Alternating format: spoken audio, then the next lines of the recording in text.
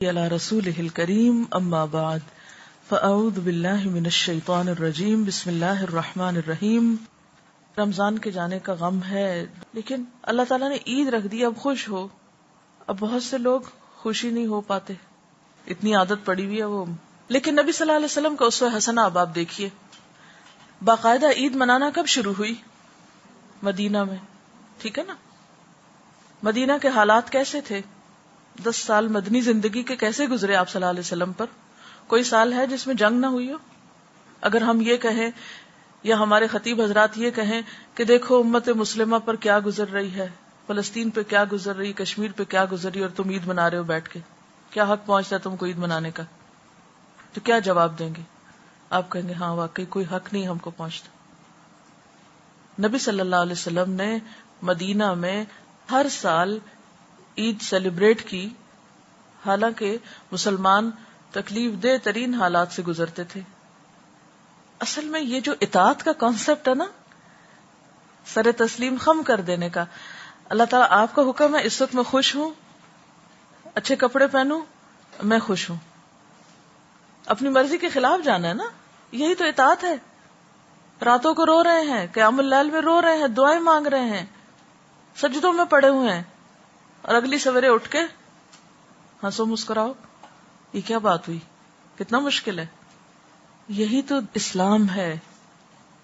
اذ قال له ربه اسلم قال اسلمت لرب العالمین. آپ اس کیفیت سے اس میں لاتے ہیں، میں آ رہا ہوں. یہی تو نفس کا امتحان ہے. آپ کو پتا ہے کہ جو کام بھی انسان زیادہ کرنے لگتے ہیں نا، اس میں نفس کو لذت آنے لگتی. آپ کوئی بھی کام جب شروع کرتے ہیں، مثلا قرآن پڑھنا شروع کرتے ہیں، آپ کو مشکل لگتا ہے، جو پڑھنے لگتے آپ کو مزہ آنے لگتا ہے، پھر آسان ہونے لگتا ہے، پھر وہ نفس کے لیے راحت بن جاتی ہے، پھر انسان بڑا خوش ہونے لگتا ہے اس میں. اب ساتھ ہی کیا حکم آ جاتا ہے؟ بس کافی، اعتدال، حد ختم، رک جاؤ. اب انسان کا دل کہتا ہے نہیں میرا نفس تو اسی سے چمٹا ہوا ہے، بھی نفس کی عبادت تو نہیں کرنی، نفس کی بندگی تو نہیں، اللہ کی بندگی. اب کسی اور چیز کا تقاضا دوسری طرف بلا رہا ہے. ہمارے بڑا مشکل ہے بھائی. تو اگر نبی صلی اللہ علیہ وسلم کے حالات آپ دیکھیں تو جتنی تکلیفیں آپ پر گزری ہیں کسی انسان پر نہیں گزری. لیکن کسی ایک عید کے دن کو بھی یوم سوگ ڈکلیئر نہیں کیا گیا. آپ دیکھیں جنگ خندق کے موقع پر، جبکہ اتنا خوف تھا مدینہ میں کہ لوگوں کو رفع حاجت کے لیے باہر جانے میں مشکل ہو رہی تھی.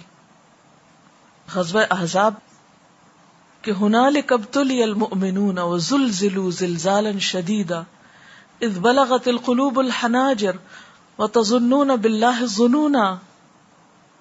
سخت ترین آزمائش تھی اس موقع پر، اور سب اہل مدینہ کی.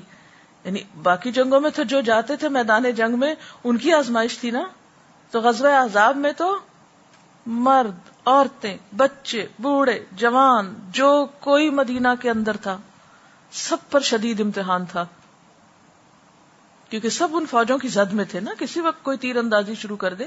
وہ تو اللہ کا ایک خاص کرم ہوا کہ جنگ نہیں ہوئی، ورنہ سخت ترین موقع تھا مدینہ پر اس وقت. اور اس وقت آپ کو معلوم ہے کہ ایک نہیں دو پتھر آپ صلی اللہ علیہ وسلم کے پیٹ پہ بندھے ہوئے تھے. اور جب خندق کھودتے وقت وہ پتھر نہیں توڑ پائے صحابہ کرام، تو آپ نے جب اس کو توڑنا چاہا تو آپ کو معلوم ہے اس موقع پر آپ نے اتنے سخت تکلیف کے موقع پر کیا فرمایا تھا؟ خوشخبریاں دی تھیں، پیشن گوئیاں کی تھیں. روم اور ایران کے فتح ہونے کی خوشخبری کہ میرے سامنے دنیا لپیٹ کر رکھ دی گئی، جہاں جہاں میری امت پہنچے گی خوشخبری ہے تمہارے لیے. صلح حدیبیہ، انا فتحنا لک فتحا مبینا. کہاں اتنا شدید قسم کا جذباتی دھچکا، واپس جاؤ، کوئی عمرہ نہیں. اور واپسی پہ سورت نازل ہو رہی، انا فتحنا لک فتحا مبینا لیغفر اللہ لک ما تقدم من ذنبک وما تأخر.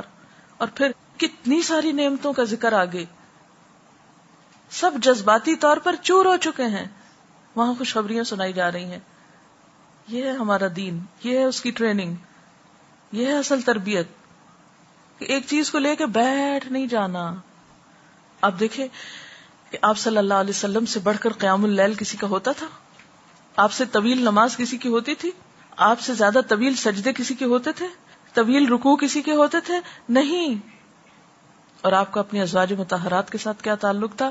کیا کسی ایک کا حق بھی کبھی مارا تھا آپ نے؟ جب قرآن میں آیا کہ جس کو چاہو اپنے پاس رکھو، جس کو چاہو تم الگ کر دو، جس کے ساتھ جیسے چاہو سلوک کرو، تم پہ کوئی مواخذہ نہیں، نہیں عدل کرتے، نہ کرو، کوئی پوچھ نہیں. لیکن اس کے باوجود آپ کا معاملہ کیا تھا اپنی ازواج کے ساتھ؟ آپ گھر میں کیسے ہوتے تھے؟ حضرت عائشہ کیا بیان فرماتی ہیں؟ آپ گھر میں ہوتے تھے، اب بالکل ایک عام انسان کی طرح گھر کے اندر ہنسی مذاق کر رہے ہوتے تھے، گھر کے کام کاج میں حصہ لے رہے ہوتے تھے، اور ادھر اذان ہوئی، ادھر آپ اجنبی ہو گئے. کتنا مشکل ہے کہ عین دنیا کے اندر ہوتے ہوئے اللہ تعالیٰ نے بلایا اور چل دیے. سوئچ اوور ہونے میں کتنی دیر لگی، ایک سے دوسری کیفیت میں جانے کو کتنی دیر لگی. یہ ہوتا ہے مومن. جمعہ کی نماز، جمعہ کی اذان